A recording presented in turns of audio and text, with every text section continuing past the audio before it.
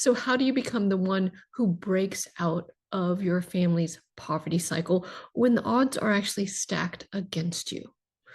We inherit a lot from our parents. Your mom's hair, your dad's eyes. And is it possible that as we also tend to inherit our parents' beliefs about money? So, whether it was spoken or unspoken, many of us grew up absorbing patterns around lack, fear, or even just silent sacrifice.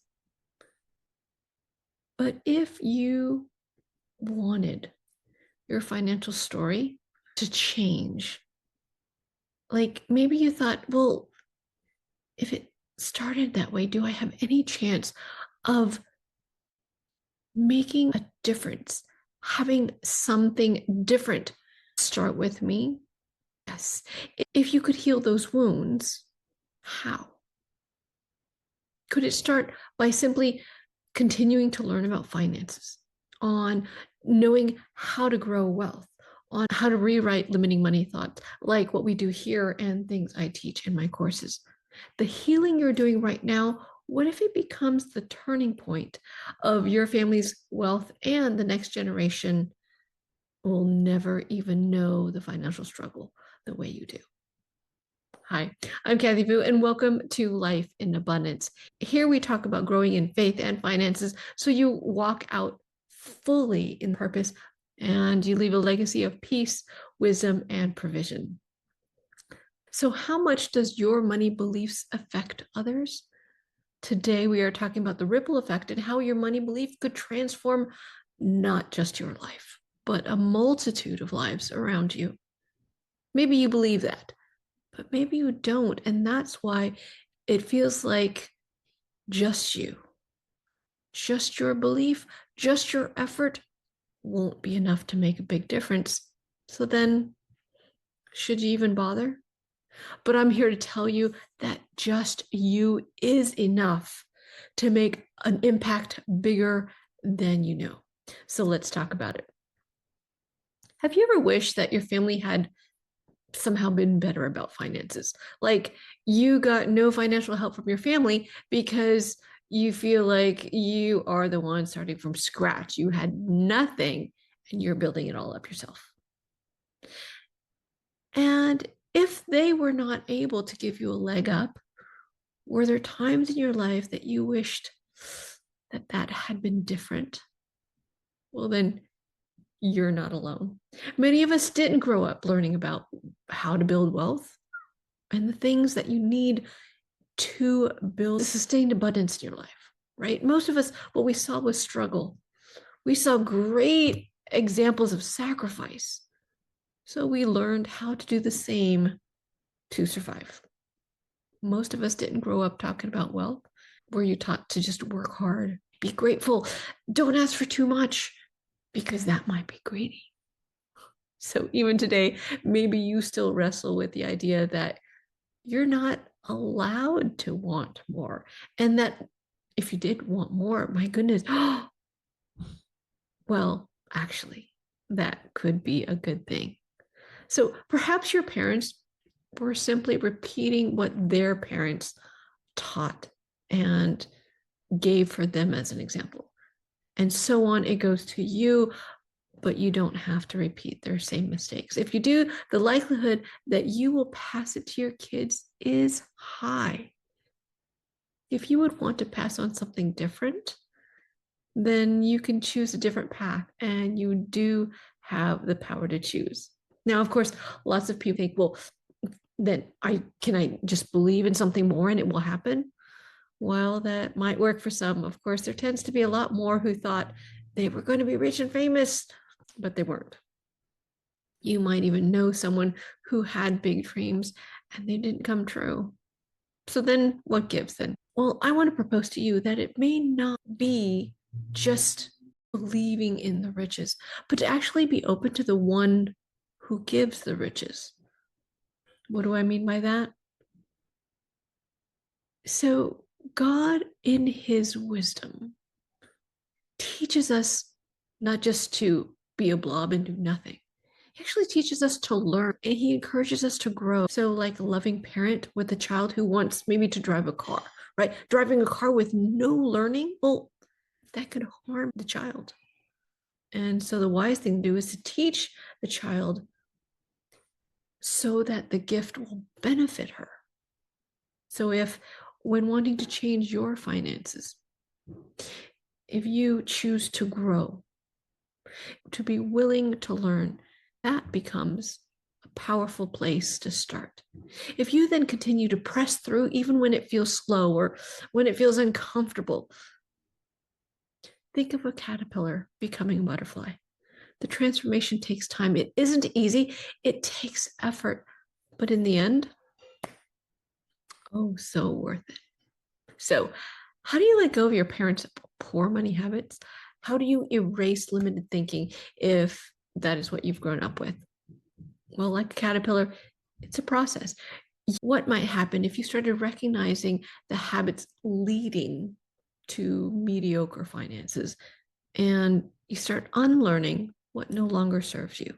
What if every time you learn a new skill or trust God with your next step, you are not just looking for instantaneous destiny arrival, but could you see each step as part of your process, part of the progress that is needed step by step in your journey to your ultimate destiny? So none of it is lost. All of it could be useful learning along the way.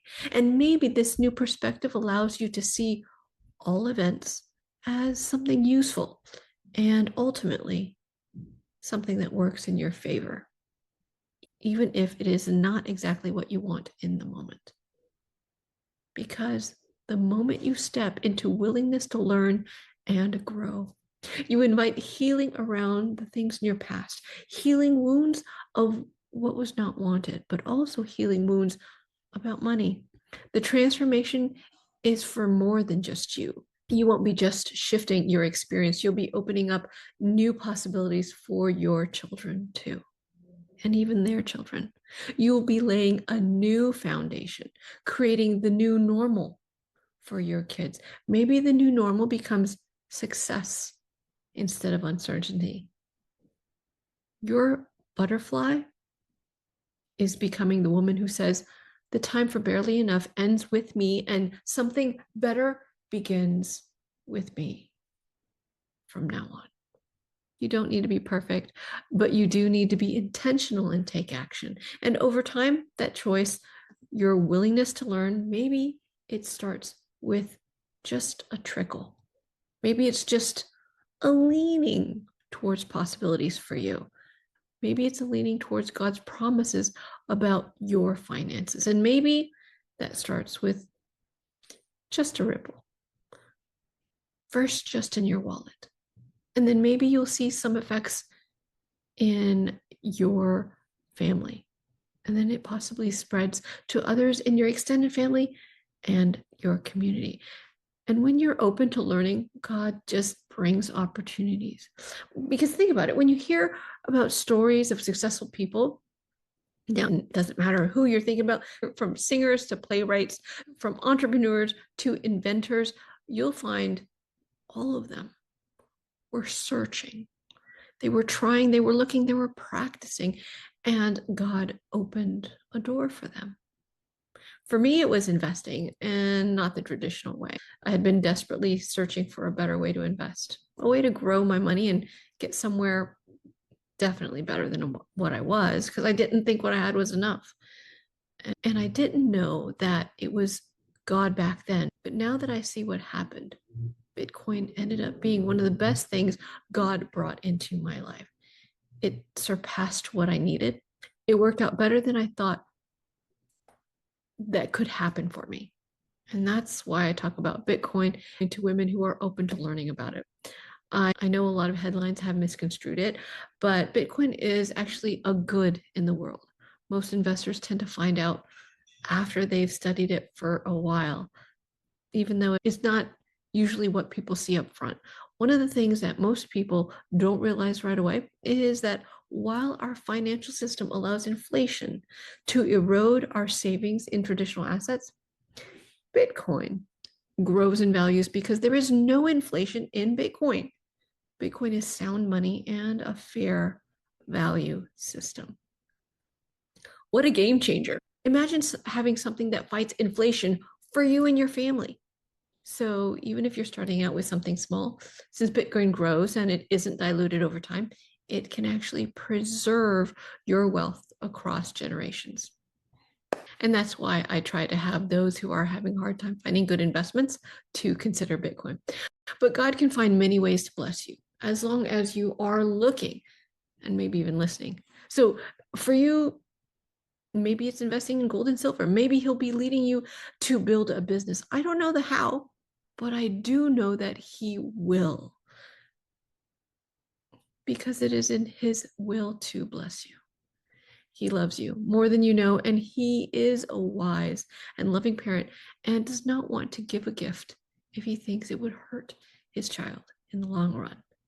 So it's good to be open, to receive teaching, to be open to something new if that ends up being your path. So now,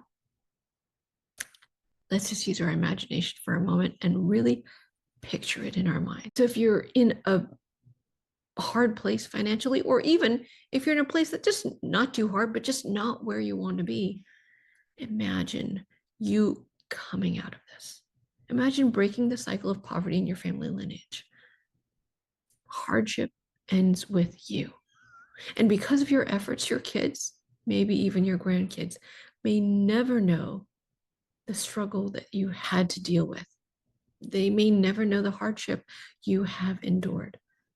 Maybe they will live the kind of life that you were wishing for, the ones where they know they did get a head start because of what you've done for them. So imagine you being the one who hands down wealth, but not just wealth, because that over time can fade, but you hand down faith, wisdom, hope. Those are real treasures. And maybe that's the ripple effect that you can pass down. And do you know what the side effect of having those things are? The ability to get well. Yes, having faith, wisdom, and hope brings wealth with it. So therefore, you have so much left over, you can pass it down. And that's why we see the Bible say a good person leaves an inheritance for their children's children.